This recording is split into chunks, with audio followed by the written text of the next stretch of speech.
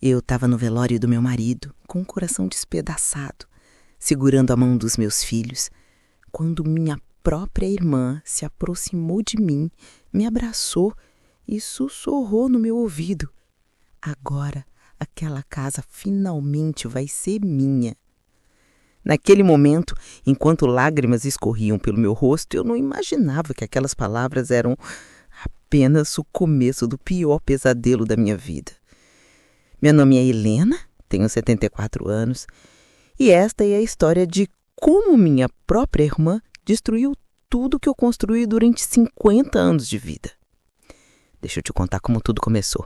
Lá nos anos 1970, quando eu e minha irmã Beatriz éramos apenas duas meninas crescendo numa família simples no interior.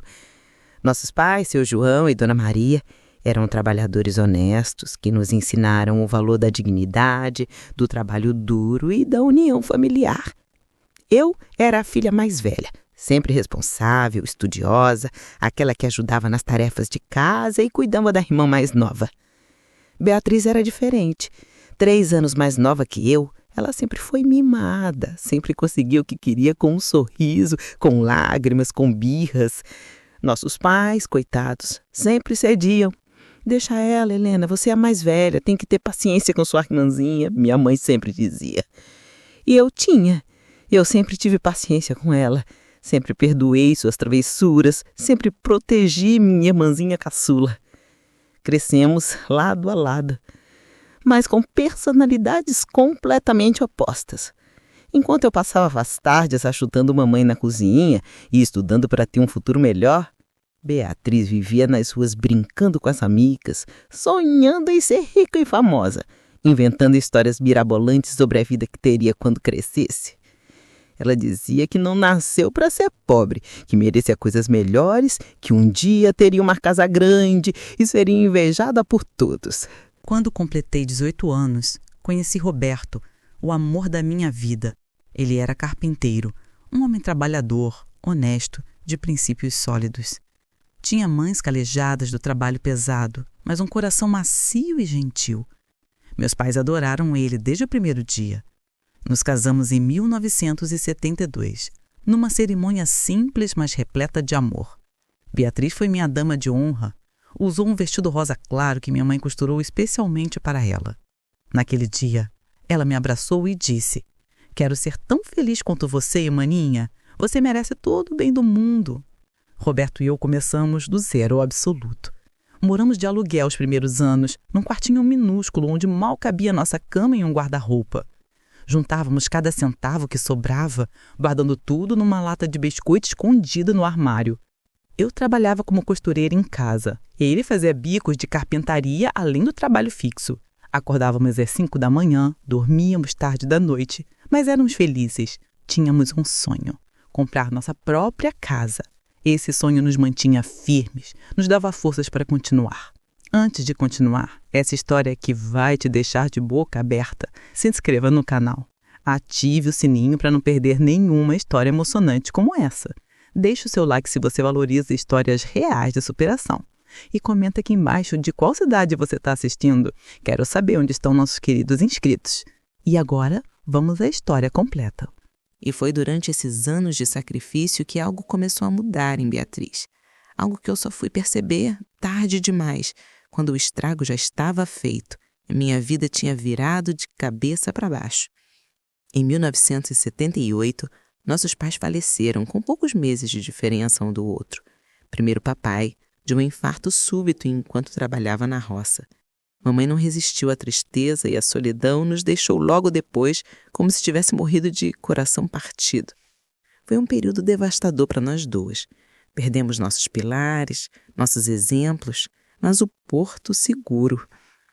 Eles deixaram na casinha simples, no interior, que decidimos vender e dividir o dinheiro.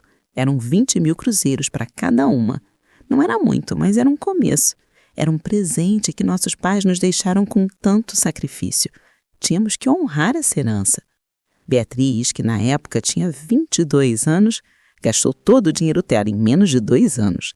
Roupas de marca, festas em clubes caros, viagens para a praia com amigas, namorados, que apareciam e sumiam como vento. Ela sempre teve aquela personalidade impulsiva de viver o momento sem pensar no amanhã. Eu tentava aconselhá-la, mostrar que aquele dinheiro era precioso, que era o suor dos nossos pais, mas ela dizia que eu era chata, que era invejosa, que ela tinha o direito de aproveitar a vida enquanto era jovem. Enquanto isso, Roberto e eu pegamos nossa parte da herança e somamos com tudo que tínhamos economizado em 6 anos de casamento. Em 1980, finalmente compramos nossa casa. Não era uma mansão, longe disso, mas era nossa. Um terreno de 300 metros quadrados num bairro em desenvolvimento na cidade. 3 quartos, sala, cozinha, um quintal onde plantei rosas e jasmins com minhas próprias mãos.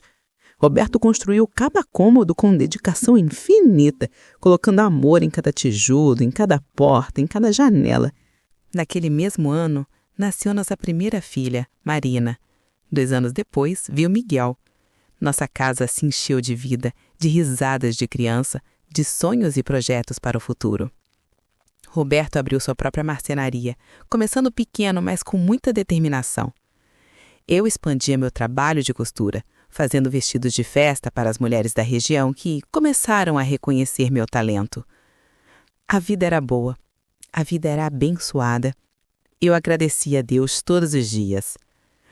Mas foi exatamente quando tudo parecia perfeito, quando eu pensava que finalmente tínhamos alcançado a estabilidade que tanto sonhamos, que Beatriz reapareceu na minha vida. E com ela, uma proposta que parecia inocente, mas que, na verdade, era o início da minha maior tragédia. Era 1985. Beatriz apareceu na minha porta numa tarde chuvosa de domingo, carregando 2 malas velhas e com os olhos vermelhos de tanto chorar. Ela tinha 32 anos e estava completamente perdida na vida. O último namorado tinha terminado com ela de forma humilhante. Ela havia perdido o emprego como balconista por faltas excessivas e estava sendo despejada do apartamento alugado onde morava porque não pagava há 3 meses. Helena, eu não tenho mais ninguém no mundo além de você. Ela disse, segurando minhas mãos com desespero. Você é minha única irmã, meu único sangue e a única família que me restou. Eu sei que errei, eu sei que desperdicei tudo que nossos pais deixaram, mas eu mudei. Eu juro que mudei. Eu só preciso de um tempo para me reorganizar, arrumar minha cabeça. Você pode me deixar ficar aqui por alguns meses? E só até eu conseguir outro emprego e juntar dinheiro para alugar outro lugar? Olhei para Roberto, que estava ao meu lado na porta. Ele não era muito fã da Beatriz. Conhecia bem a personalidade dela. Sabia das histórias que eu contava sobre os excessos da minha irmã. Mas era um homem de bom coração. Ele deu de ombros, como quem diz: a decisão é sua, eu apoio o que você decidir. Meu coração apertou forte. Como eu poderia negar abrigo à minha própria irmã, a única família que me restava dos meus pais? O que eles pensariam de mim lá do céu se eu fechasse a porta na cara da Beatriz? Claro que você pode ficar, Bia. Família é família. Eu nunca vou te abandonar. O quarto dos fundos está vazio. Você pode usar enquanto precisar. Ela me abraçou forte. Chorou no meu ombro por longos minutos. Jurou que ia se esforçar, que ia ajudar em casa, com tudo, que seria só temporário até ela se reerguer. Eu acreditei em cada palavra. Meu Deus, como eu acreditei piamente em tudo. Os primeiros meses foram realmente tranquilos. Beatriz ajudava nas tarefas domésticas com disposição, brincava com Marina e Miguel, até conseguir um emprego meio período numa loja de roupas do centro. Ela contribuía com uma pequena quantia para as despesas da casa, nada muito significativo, mas era um gesto de boa vontade. Roberto relaxou um pouco com a presença dela. Eu achei que finalmente minha irmã tinha amadurecido, que aquela experiência difícil de quase que ficar na rua tinha transformado ela numa pessoa melhor. E eu? Mas então começaram pequenos sinais estranhos que eu deveria ter notado.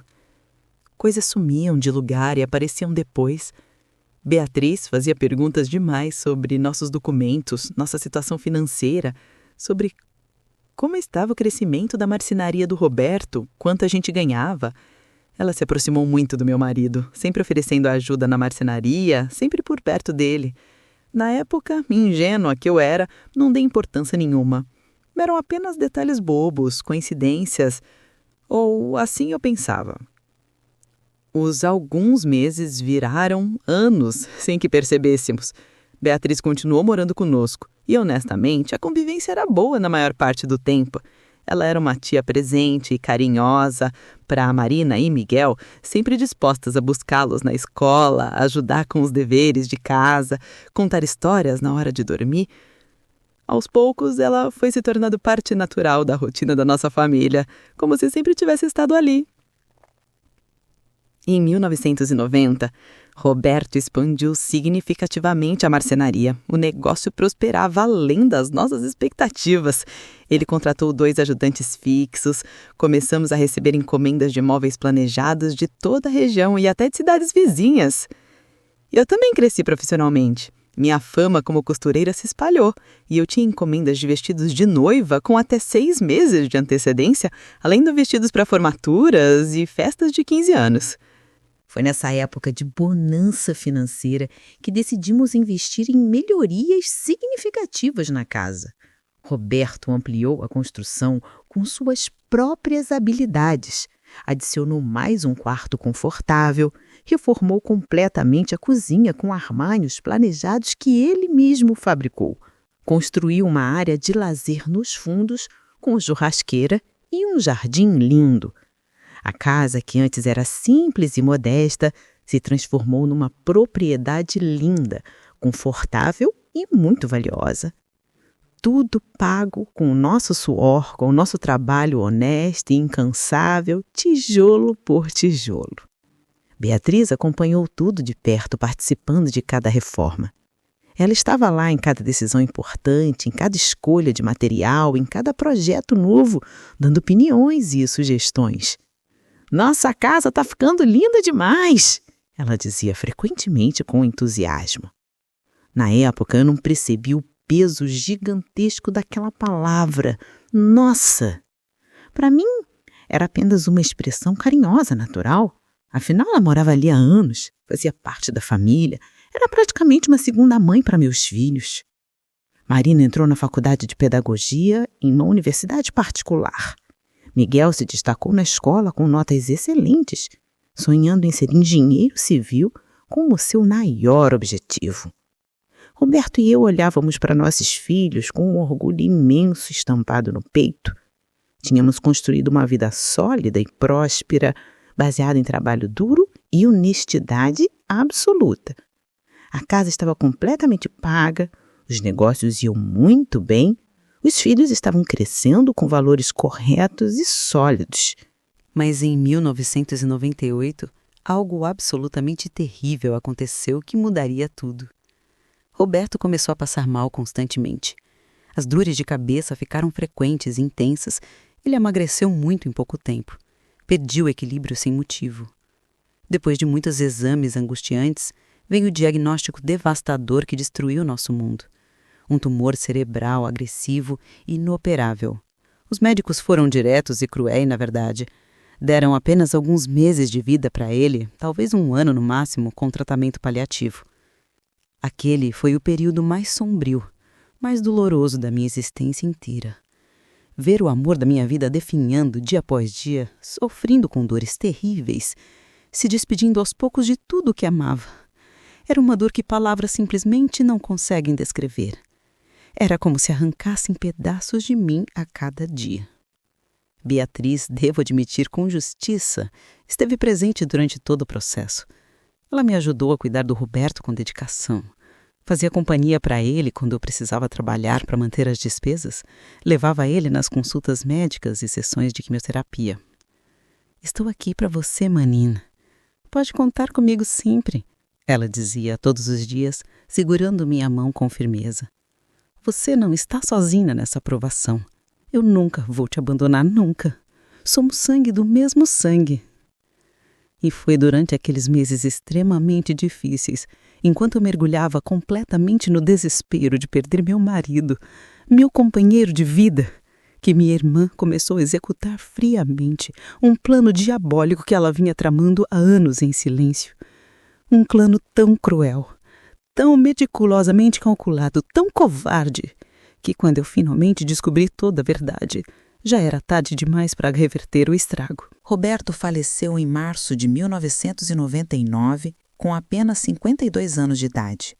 No velório, rodeada pelos meus filhos destroçados, pelos amigos solidários, com o coração partido em 1000 pedaços irreparáveis, foi quando escutei aquelas palavras sinistras da minha irmã que mencionei no início desta história.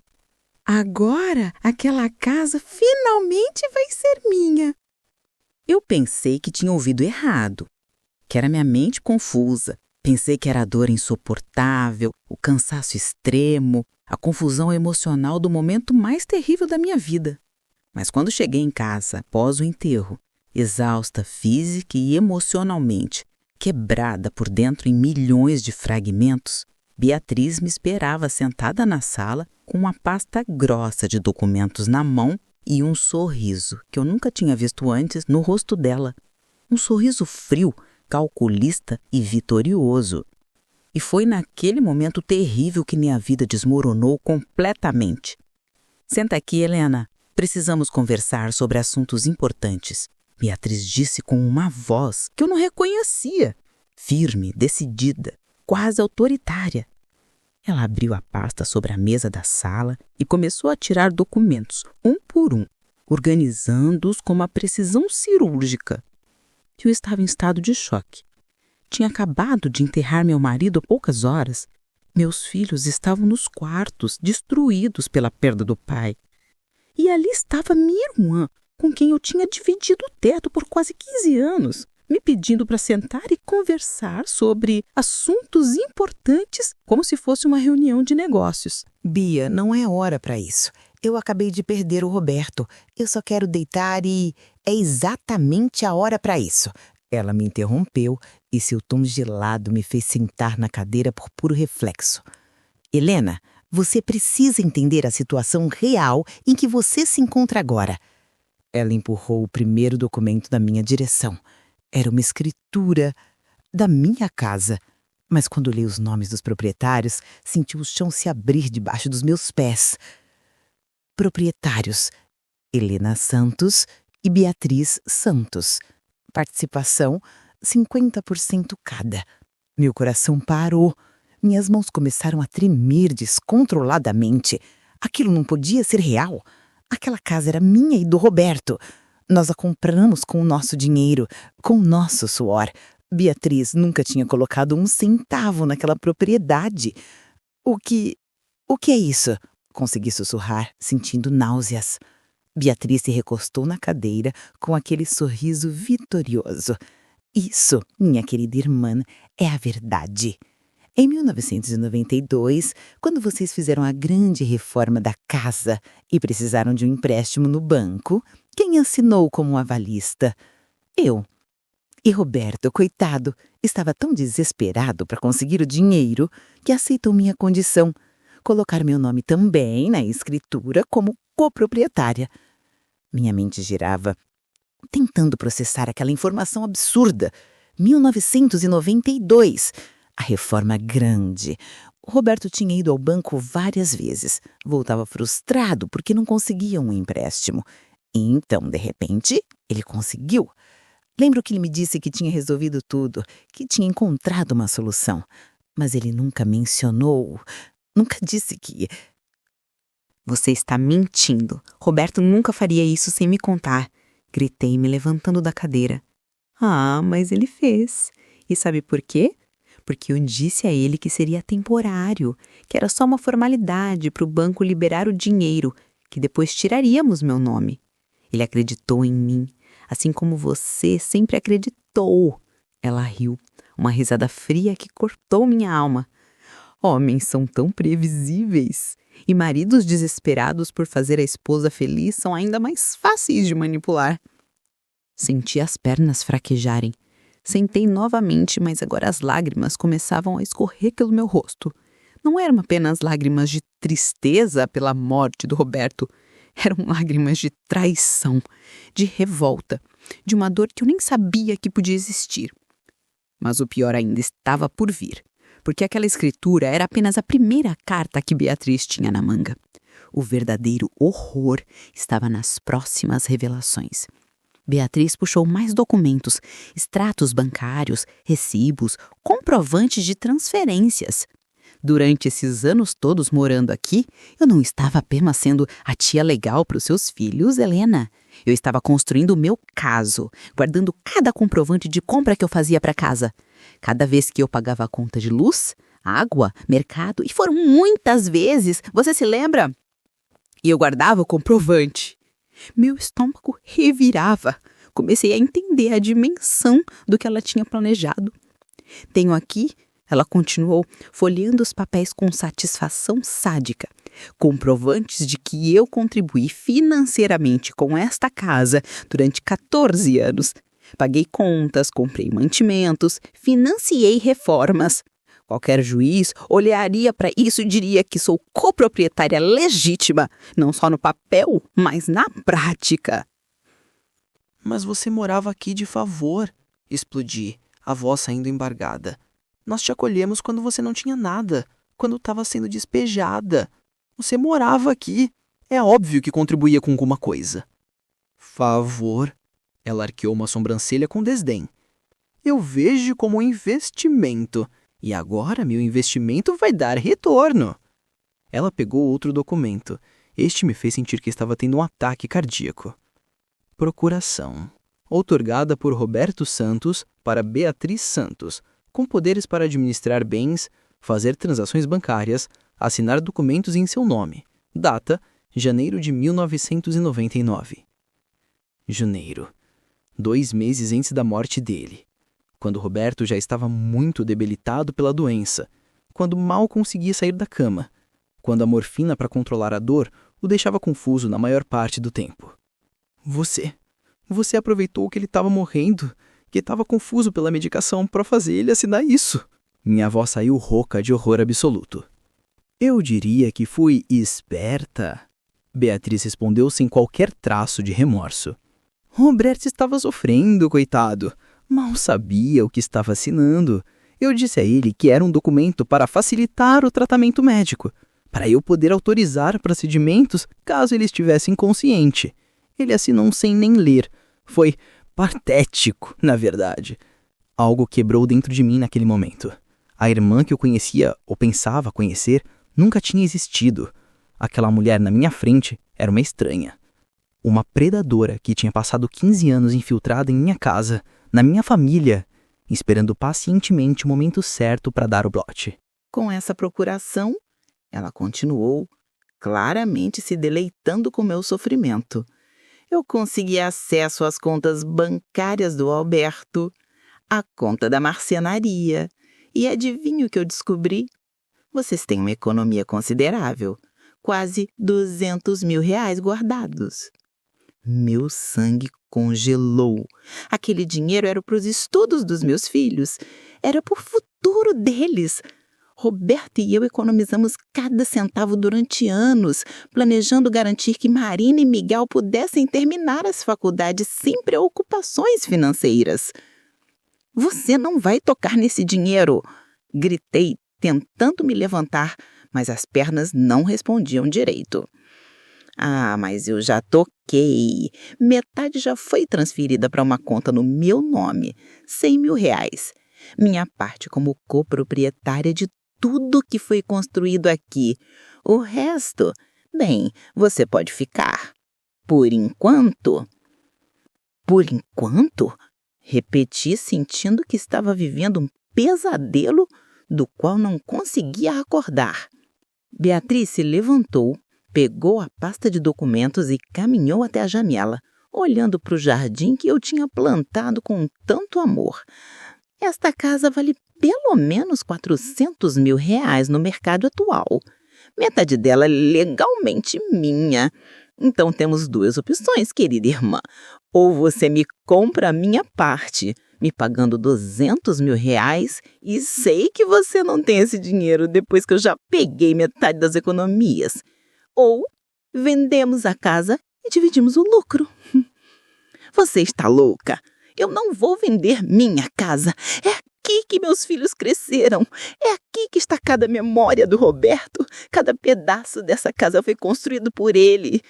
Então você tem 6 meses para me pagar R$200.000, ela disse friamente. Porque se não pagar, eu vou entrar com uma ação judicial pedindo a venda compulsória da propriedade. E pode acreditar, eu vou ganhar. Tenho todos os documentos, todas as provas, tudo certinho. Passei anos preparando isso. Eu desabei no chão da sala, soluçando de forma incontrolável. Marina apareceu machucada, com os olhos inchados de chorar. Mãe, o que está acontecendo? Beatriz passou por mim sem nem olhar. Subiu as escadas passando por Marina e disse: estou indo dormir. Amanhã conversamos mais. Ai, Helena, sinto muito pelo Roberto. Ele era um bom homem. Ingênuo, mas bom. Naquela noite, contei tudo para Marina e Miguel. Vi a inocência desaparecer dos olhos dos meus filhos. Vi a raiva, a indignação, a revolta. Miguel, que tinha apenas 19 anos, quis confrontar Beatriz imediatamente, mas eu impedi.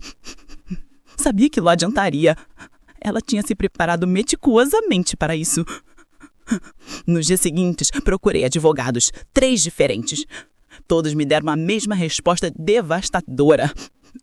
Beatriz tinha razão. Os documentos eram legítimos, a escritura em nome dela era válida, a procuração tinha sido reconhecida em cartório, as contribuições financeiras estavam todas comprovadas. Legalmente, ela tinha direito à metade de tudo. Mas ela manipulou meu marido quando ele estava morrendo. Eu gritava por advogados. Infelizmente, senhora Helena, provar isso em juízo seria extremamente difícil.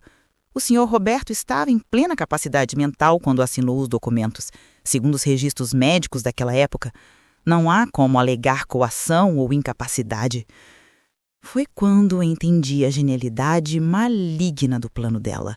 Beatriz tinha esperado o momento exato, não quando Roberto estava totalmente incapacitado. Isso invalidaria os documentos, mas quando ele estava debilitado o suficiente para não entender completamente o que assinava, mas ainda consciente o bastante para os documentos serem legalmente válidos.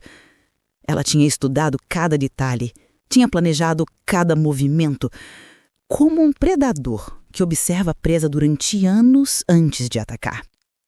Eu não tinha R$200.000. Depois que ela roubou metade das nossas economias, me restavam apenas 100 mil. A marcenaria estava no nome do Roberto e com sua morte teria que passar por inventário, processo que levaria meses ou até anos. Eu não tinha como conseguir esse dinheiro em 6 meses e Beatriz sabia disso perfeitamente. Os meses seguintes foram um inferno na terra. Beatriz continuou morando na casa, agora não mais como a irmã que precisava de ajuda, mas como a coproprietária que exercia seus direitos. Ela mudou completamente. Não ajudava mais em nada, não pagava mais nenhuma conta, dizia que já tinha pago demais. Durante anos, ela trazia amigos para casa sem avisar, fazia festas nos finais de semana, mudou a fechadura do quarto dela para eu não poder entrar. Tratava a Marina e Miguel com desdém, como se fossem intrusos na própria casa. Melhor irem se acostumando, ela disse certa vez durante um jantar tenso, porque logo essa casa não será mais de vocês. Eu tentei de tudo. Tentei pegar empréstimo no banco, negado, pois a casa estava em nome de 2 pessoas e eu precisaria da autorização dela para usar como garantia.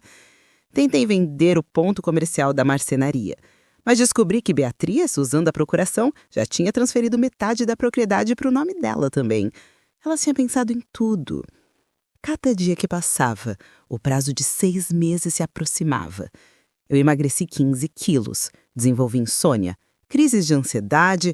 Marina trancou o semestre da faculdade para trabalhar e tentar jogar com dinheiro. Miguel conseguiu um emprego noturno.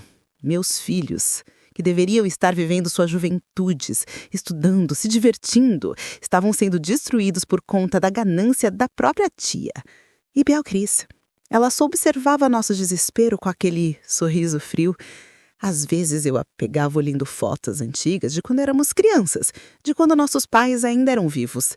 E por um breve segundo eu via algo nos olhos dela, talvez remorso, talvez humanidade, mas o momento passava rápido e ela voltava a ser a pessoa cruel em que tinha se transformado quando faltavam 2 semanas para o prazo final, quando eu já tinha perdido todas as esperanças e começava a aceitar que perderia minha casa, que teria que dizer aos meus filhos que precisaríamos sair dali.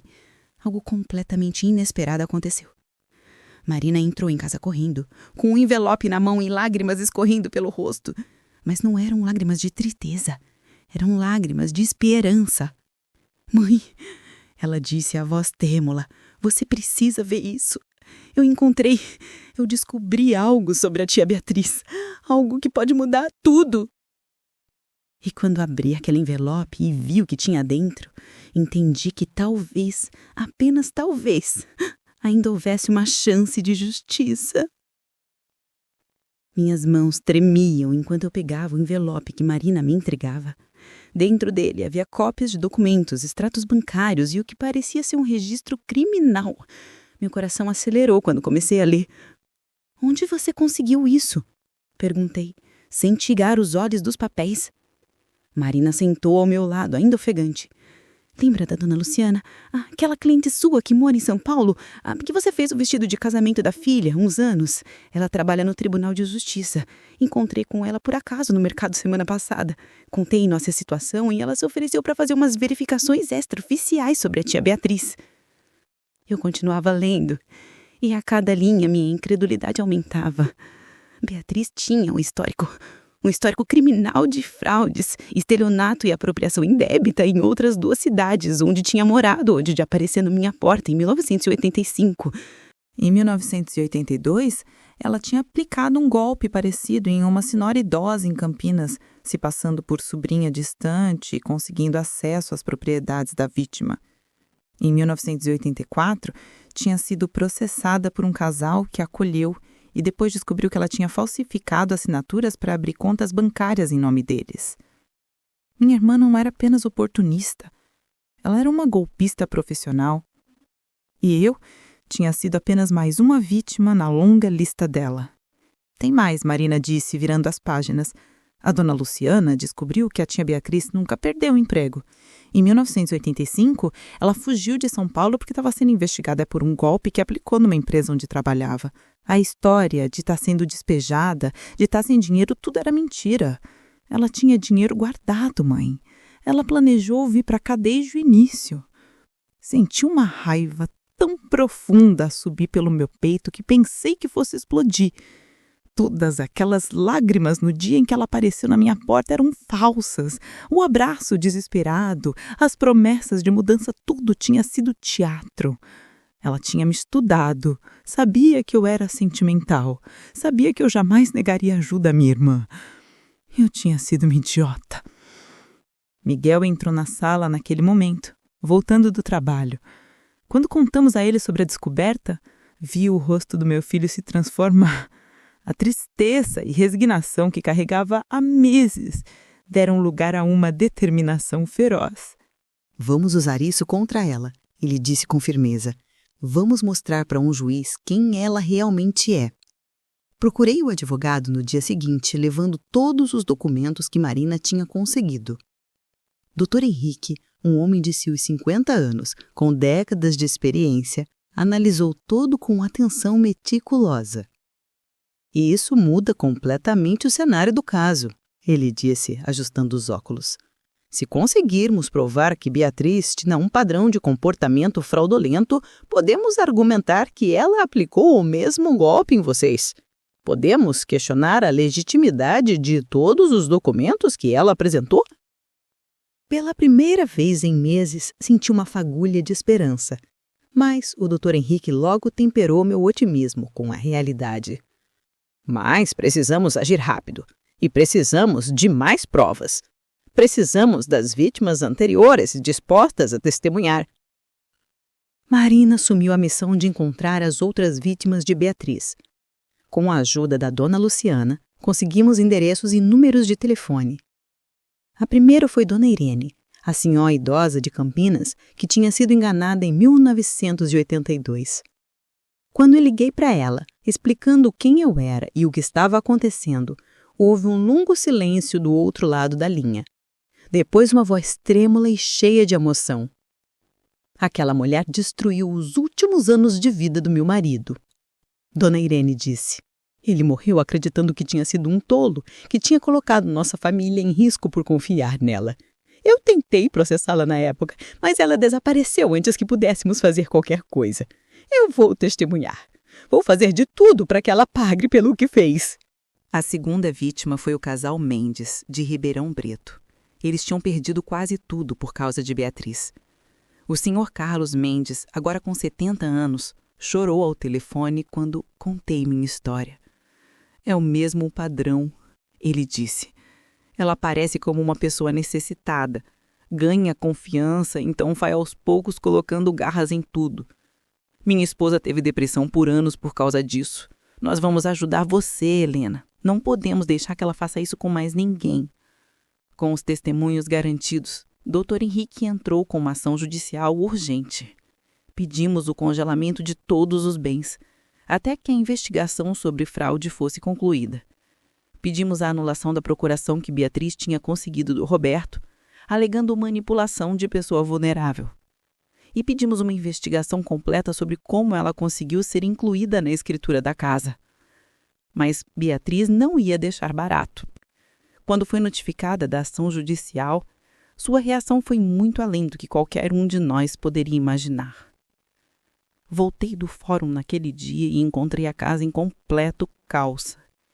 Beatriz tinha trancado todas as portas por dentro.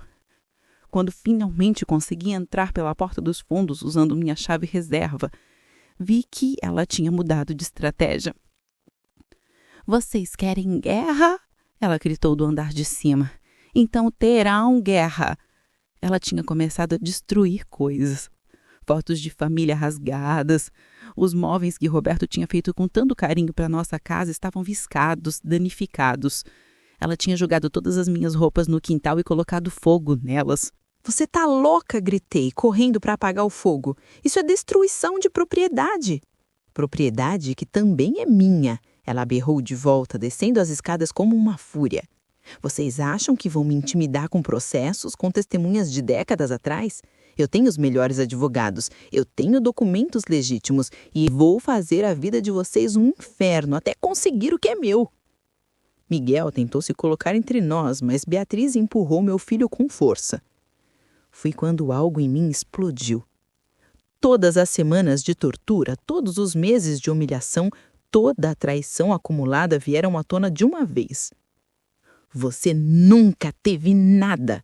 gritei com uma força que não sabia que tinha. "Você é uma parasita, uma farsa. Mamãe e papai ficariam enojados do que você se tornou. Você não é minha irmã. Minha irmã morreu há muito tempo e tudo que sobrou foi essa criatura sem alma que está na minha frente."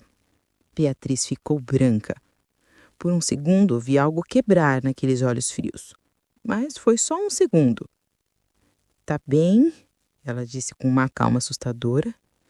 "Vocês querem ver como vilã? Então vou ser a vilã. Vou tornar cada dia de vocês nesta casa um pesadelo vivo.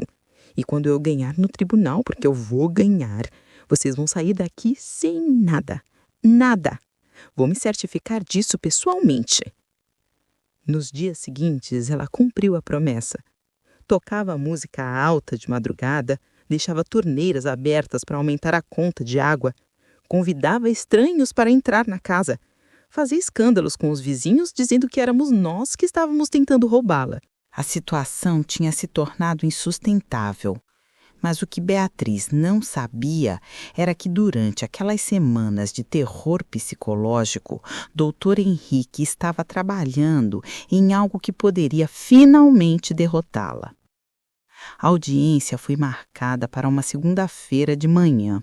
Cheguei ao fórum com Marina e Miguel ao meu lado e com Dona Irene e o casal Mendes que tinham viajado especialmente para testemunhar. Ver essas pessoas que também tinham sido vítimas da minha irmã me deu uma força que eu não sabia que ainda tinha. Beatriz chegou com 2 advogados caros, vestida elegantemente, com aquele sorriso confiante. Ela me olhou com desdém, como quem já tinha ganhado. O juiz, Dr. Fernando Alvarenga, um homem sério de aproximadamente 60 anos, começou a audiência analisando os documentos apresentados por ambos os lados. Beatriz apresentou a escritura, a procuração, todos os comprovantes de pagamento. Seu advogado falou por quase 1 hora sobre como ela tinha sido uma coproprietária legítima e contribuinte ativa durante anos. Depois foi nossa vez. Dr. Henrique começou chamando Dona Irene ao banco das testemunhas. Ela, com sua voz firme, apesar da idade avançada, contou em detalhes como Beatriz tinha aplicado o mesmo golpe nela 17 anos antes. Como ela tinha ganho confiança, manipulado documentos, se aproveitado de momentos de vulnerabilidade. O advogado de Beatriz tentou desacreditar o testemunho, dizendo que eram acusações antigas, nunca provadas em juízo. Mas então o casal Mendes testemunhou, e depois Marina apresentou os documentos dos processos anteriores, as investigações que nunca foram concluídas porque Beatriz sempre fugia antes. Vi a expressão do juiz mudar.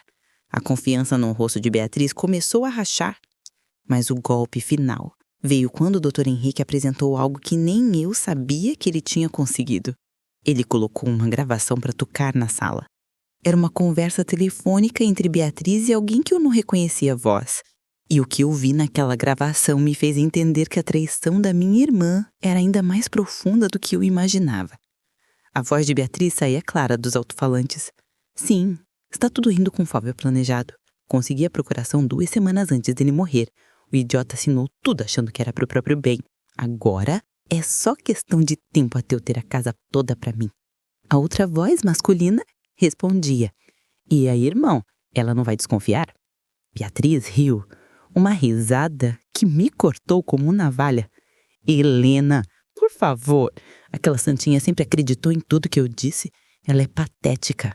Passou a vida toda achando que era melhor que eu, porque casou, teve filhos, construiu uma vidinha medíocre. Mas adivinha quem vai ficar com tudo no final? Isso vai ser minha vingança. Por todos aqueles anos em que nossos pais a preferiam. Por todas as vezes em que ela me olhou com pena. Olhei para Beatriz.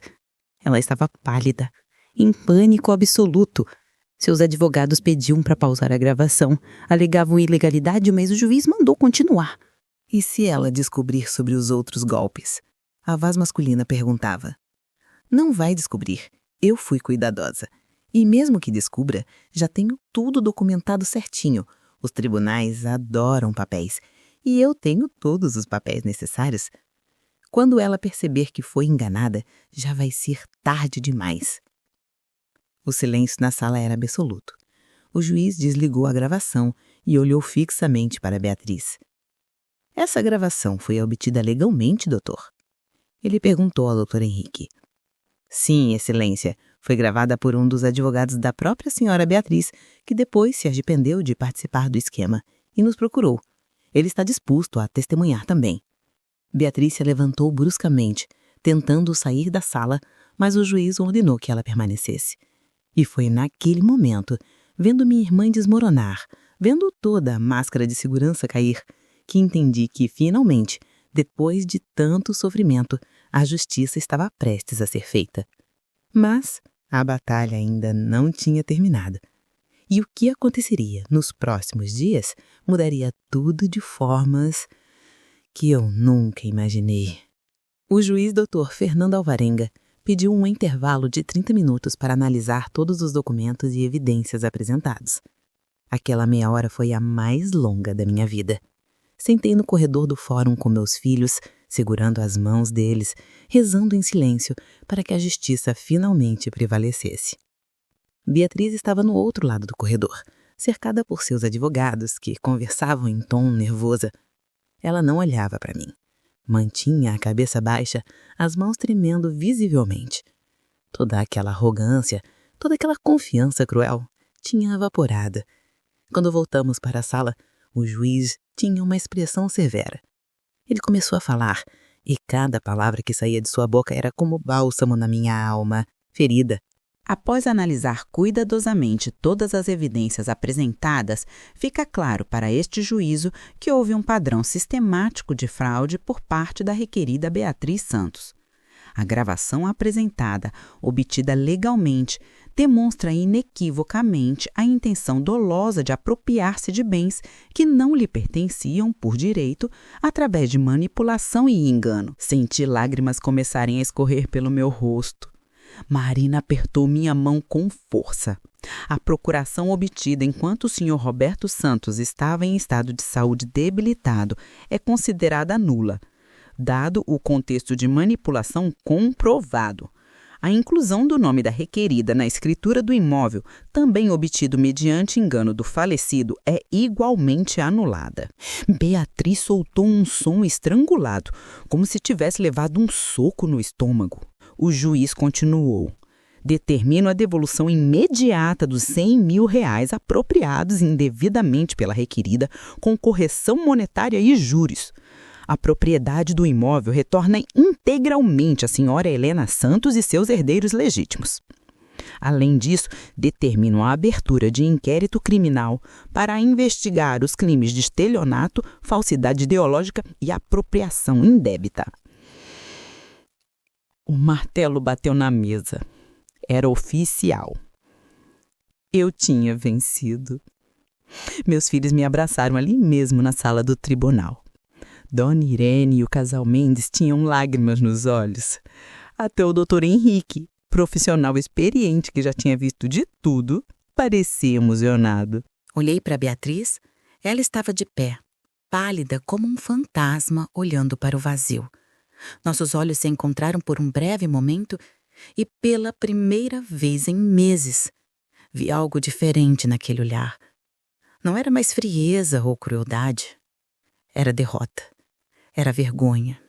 Talvez até arrependimento. Mas era tarde demais para arrependimentos. Saímos do fórum e fui direto para casa, minha casa.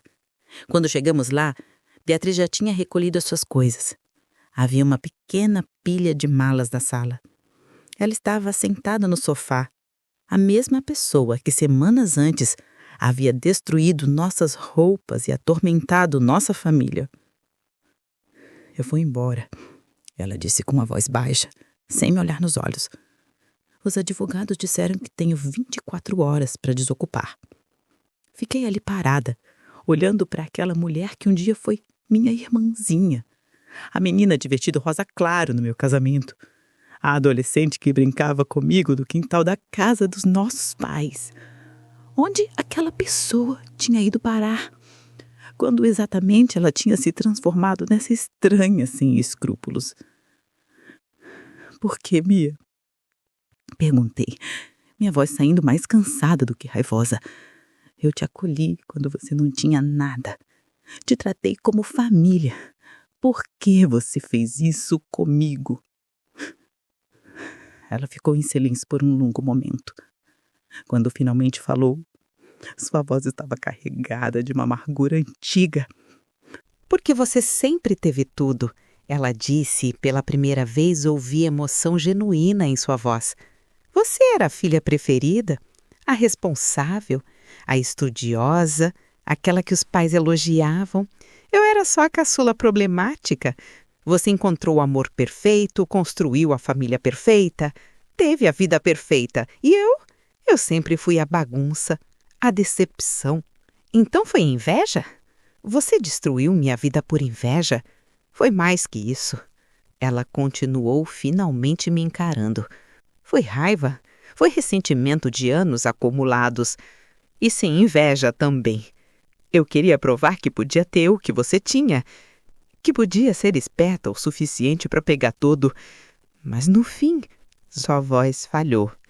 No fim, eu só provei que sou exatamente o que você disse. Uma parasita. Marina e Miguel desceram as escadas naquele momento. Eles olharam para a tia e eu vi nos olhos dos meus filhos algo que me surpreendeu. Não era ódio, era pena. Vocês vão me denunciar criminalmente? Beatriz perguntou olhando para mim. Pensei por um longo momento. Parte de mim queria vê-la pagar por cada segundo de sofrimento que causou. Queria vê-la na cadeira, pagando pelos crimes que cometeu não só contra mim, mas contra todas as outras vítimas ao longo dos anos.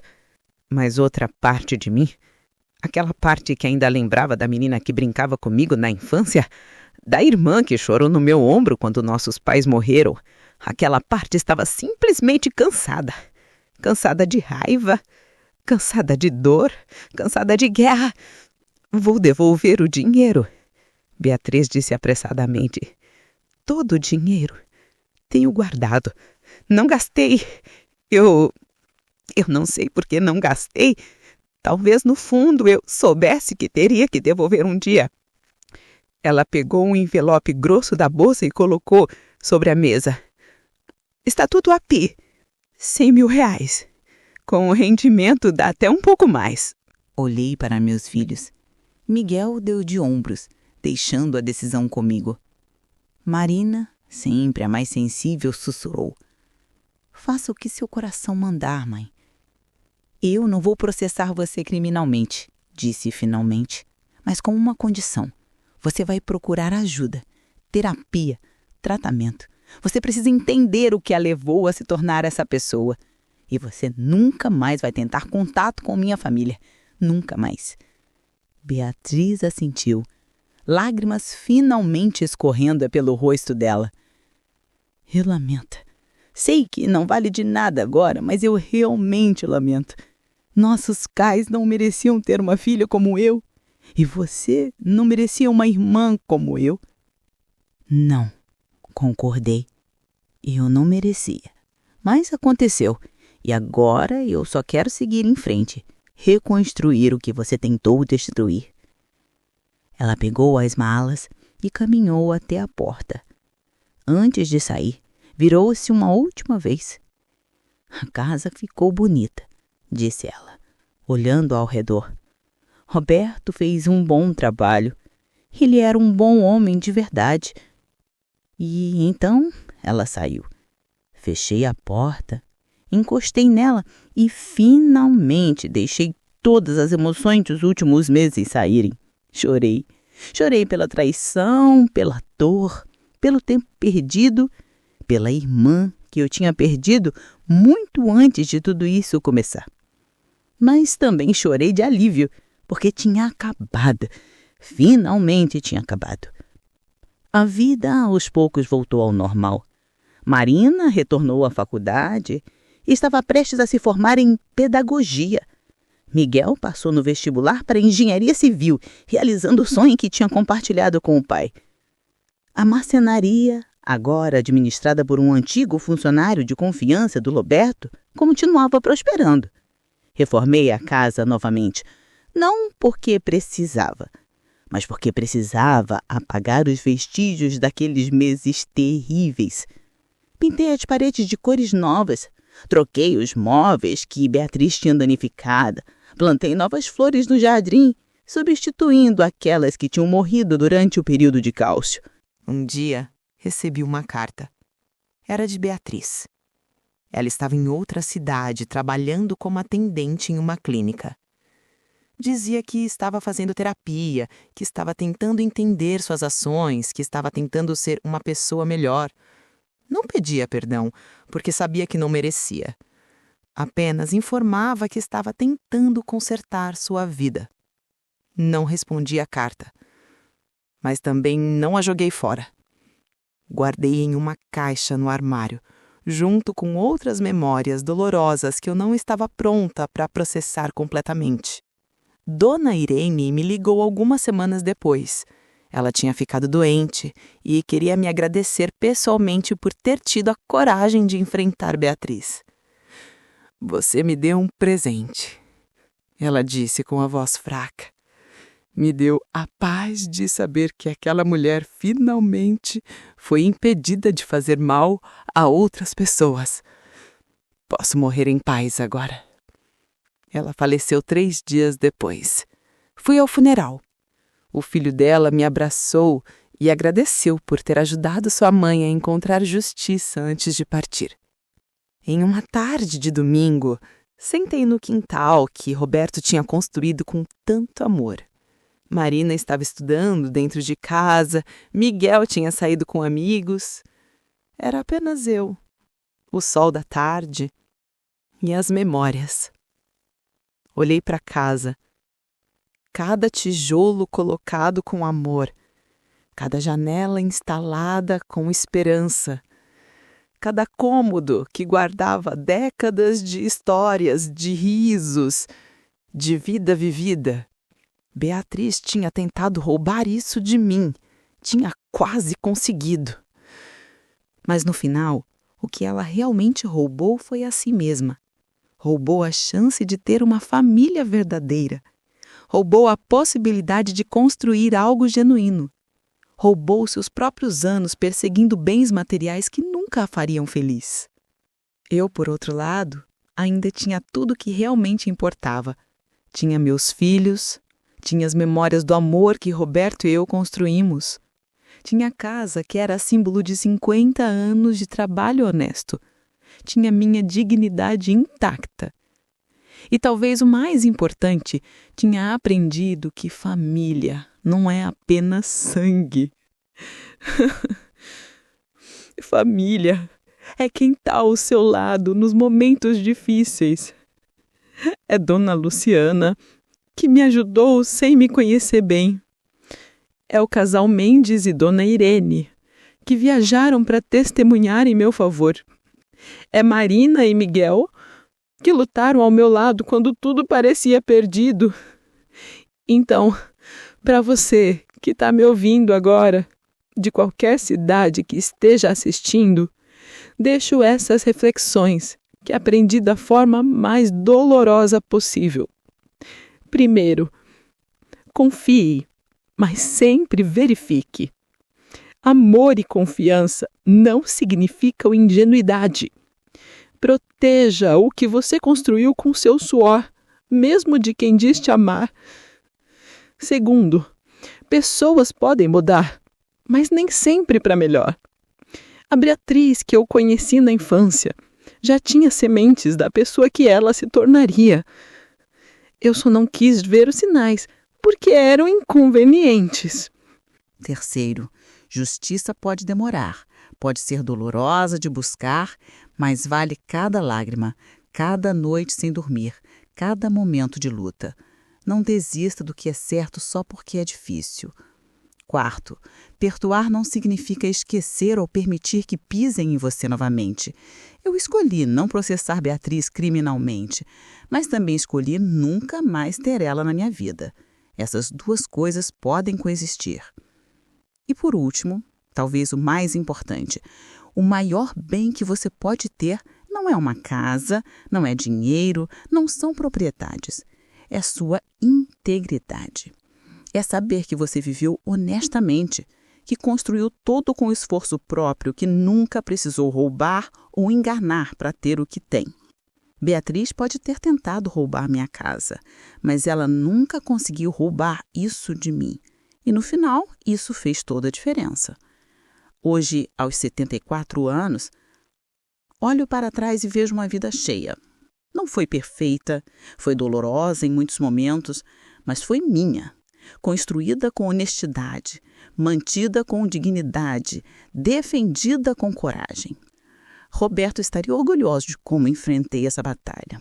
Estaria orgulhoso dos filhos que criamos, que se tornaram pessoas fortes e justas.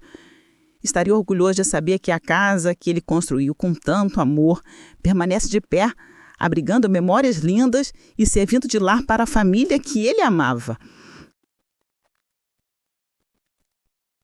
Quanto a Beatriz, não sei onde ela está agora, não sei se ela realmente mudou ou se está apenas planejando o próximo golpe em outra vítima inocente. Mas isso não é mais problema meu. Eu fiz minha parte, expus a verdade, busquei justiça. E agora, finalmente, posso viver em paz na casa que eu e meu marido construímos.